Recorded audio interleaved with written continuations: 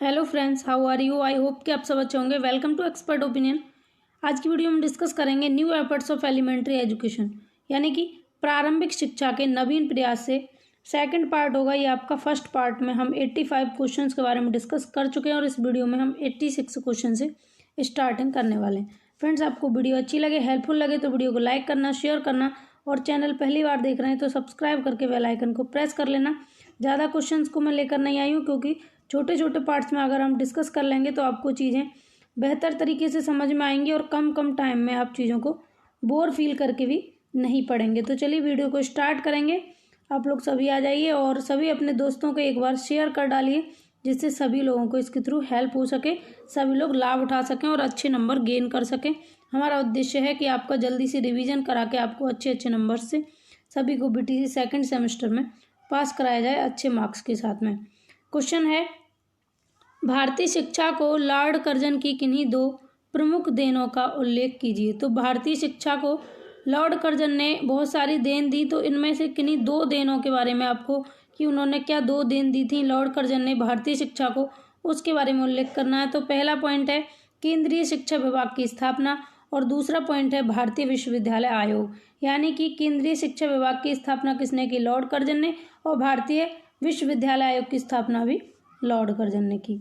आगे बढ़ेंगे। नेक्स्ट है कोठारी आयोग की नियुक्ति का मुख्य उद्देश्य क्या था? तो शिक्षा के राष्ट्रीय स्वरूप व शिक्षा के समस्त स्तरों के संबंध में सिद्धांत व नीतियां बनाना कोठारी आयोग की नियुक्तियों का मुख्य उद्देश्य था। आगे नेक्स्ट, नई शिक्षा नीति 1986 की किन्हीं दो प्रमुख विशेषताओं का वर्णन कीजिए। 2015 में पूछे गए क्वेश्चंस चल रहे हैं, आप देख सकते हैं। तो नई शिक्षा नीति 1986 की दो प्रमुख विशेषताएं निम्न हैं, जैसे शैक्षिक अवसरों की समानता और केंद्र सरकार की भागीदारी। ये दोनों समानताएं देखने को मिलती हैं। आगे है प्रोफेसर यशपाल समिति किस प्रमुख समस्या के लिए गठित थी? तो प्रोफेसर यशपाल समिति जो थी वो छात्रों का शैक्षिक बोझ कम करने और अधिगम का स्तर सुधारने के लिए फेमस थी, इसके लिए प्रमुख थी। आगे चलेंगे। पी मोस्ट कार्यक्रम का मुख्य उद्देश्य क्या है? पी मोस्ट कार्यक्रम का मुख्य उद्देश्य है राष्ट्रीय शैक्षिक नीति 1986 की मूल संस्थितियों से अवगत कराना। तो 1986 की मूल जो संस्थितियां थी उनसे अवगत कराना ही पी मोस्ट कार्यक्रम का मुख्य उद्देश्य था। आगे बढ़ेंगे। एनपीईजीएल कार्यक्रम का मुख्य उद्देश्य लिखिए। तो एनपीईजीएल कार्यक्रम का मुख्य उद्देश्य आपको बताना है क्या था? तो शिक्षा से वंचित बालिकाओं का स्तर सुधारना इसका मुख्य उद्देश्य था एनपीईजीएल कार्यक्रम का। आगे चलते हैं। आगे है राष्ट्रीय बाल श्रम परियोजना कब संचालित हुई तथा इसका मुख्य लक्ष्य क्या था? तो राष्ट्रीय बाल श्रम परियोजना नई पंचवर्षीय योजना 1997-2002 में लक्ष्य बाल श्रमिकों का पुनर्वास व बाल श्रम की समस्या दूर करना। यानी कि जो नई पंचवर्षीय योजना थी इसके लक्ष्य में बाल श्रमिकों का पुनर्वास यानी कि हॉस्टल वगैरह जो बनते हैं वो और बाल श्रम की समस्या को दूर करना इसका मुख्य उद्देश्य था राष्ट्रीय बाल श्रम परियोजना का। आगे बढ़ेंगे। कस्तूरबा गांधी बालिका विद्यालय का संक्षिप्त परिचय दीजिए। तो बालिकाओं हेतु कस्तूरबा गांधी आवास बनवाना ये इसका संक्षिप्त परिचय है। यानी कि आपसे पूछा जाए कस्तूरबा गांधी बालिका विद्यालय योजना क्या थी? तो बालिकाओं हेतु कस्तूरबा गांधी आवास बनवाना। नेक्स्ट है डीपीईपी परियोजना के कार्य लिखिए। तो प्राथमिक शिक्षा का विस्तार, विद्यालयों में बच्चों का ठहराव कराना डीपीईपी परियोजना के कार्य थे। आगे है कलकत्ता मदरसा किस सन में खुला? तो सन 1781 में प्रथम गवर्नर जनरल वॉरेन हेस्टिंग द्वारा कलकत्ता मदरसा खोला गया था। अगर ये पूछा जाए कब खुला था, किस सन में खुला था, तो 1781 में खुला था। और किसने खोला था? तो जनरल वॉरेन हेस्टिंग ने खोला था। कहाँ पर खोला था? कलकत्ता में खोला था। ठीक है। आगे है बनारस संस्कृत कॉलेज कब और किसके द्वारा प्रारंभ हुआ? तो सन 1791 में जोनास डंकन के प्रयासों से बनारस संस्कृत कॉलेज का प्रारंभ किया गया। कहीं कहीं आपको ये जोनाथन डंकन भी देखने को मिलेगा। तो जोनाथन डंकन या जोनायल डंकन के प्रयासों के द्वारा बनारस संस्कृत कॉलेज 1791 में खोला गया। आगे है राधाकृष्णन आयोग की नियुक्ति कब हुई? तो राधाकृष्णन आयोग की नियुक्ति 4 नवंबर 1948 को की गई थी। मोस्ट इम्पॉर्टेंट क्वेश्चन रहेगा आपके एग्जाम के लिए। आगे है भारतीय शिक्षा आयोग 1882 को अन्य किस नाम से जाना जाता है? तो भारतीय शिक्षा आयोग 1882 को हंटर कमीशन के नाम से भी जाना जाता है। आगे है लॉर्ड कर्जन कब भारत आए? लॉर्ड कर्जन जनवरी 1889 ईस्वी में भारत के गवर्नर जनरल होकर भारत आए थे। तो यहाँ पर आपको ध्यान रखना है 1889 है। आगे है भारतीय विश्वविद्यालय आयोग की नियुक्ति कब हुई? तो सन 1902 में भारतीय विश्वविद्यालय आयोग की नियुक्ति हुई। अगला है भारतीय विश्वविद्यालय अधिनियम कब पारित हुआ? तो सन 1904 में सन 1904 में कर्जन की सरकार ने भारतीयों की परवाह न करते हुए भारतीय विश्वविद्यालय अधिनियम पारित कर दिया। अगला है ईस्ट इंडिया के आज्ञा पत्र का पुनरावर्तन किसके द्वारा किया गया? ईस्ट इंडिया कंपनी के आज्ञा पत्र का पुनरावर्तन किसके द्वारा किया गया था? तो कंपनी के आज्ञा पत्र का 20 वर्ष के पश्चात ब्रिटिश पार्लियामेंट द्वारा पुनरावर्तन कर दिया गया था। आगे बढ़ेंगे। मैकाले शिक्षा द्वारा भारत में किस प्रकार का वर्ग तैयार करना चाहता था? तो मैकाले ने एक सिद्धांत दिया था, छनाई सिद्धांत। तो देखिए मैकाले किस तरीके से भारत में जो है एक वर्ग तैयार करना चाहता था अलग। तो मैकाले ने अपने विवरण पत्र में लिखा था, हमें भारत में एक ऐसा वर्ग बनाना है जो रक्त और वर्ण में तो भारतीय हों किंतु रुचियों, नैतिक आदर्शों, बुद्धि में अंग्रेज हों। इस बात से यह स्पष्ट होता है कि मैकाले भारत में ऐसा वर्ग यानी कि बाबू वर्ग उत्पन्न करना चाहता था जो पाश्चात्य सभ्यता का उपासक और ब्रिटिश शासन का भक्त बनाकर अंग्रेजी राज्य की जड़ें मजबूत करने में सरकारी मदद कर सके।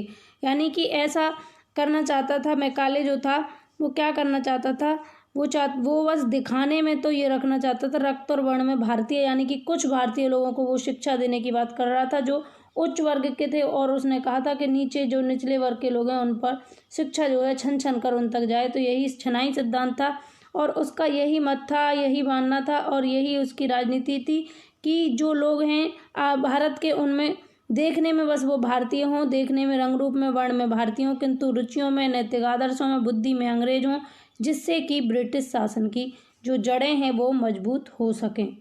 आगे बढ़ेंगे। वुड के आदेश पत्र में शिक्षा का माध्यम क्या निर्धारित किया गया है? तो अंग्रेजी तथा भारतीय भाषाएं। नेक्स्ट है यशपाल समिति की अध्यक्षता में गठित समिति का उद्देश्य क्या था? तो अधिगम की गुणवत्ता में सुधार करते हुए सभी स्तरों के स्कूली छात्रों विशेषकर छोटे बच्चों पर पढ़ाई के बोझ को कम करने के लिए उपाय के बारे में सलाह देना यशपाल समिति का मुख्य जो था उद्देश्य था। आगे बढ़ेंगे।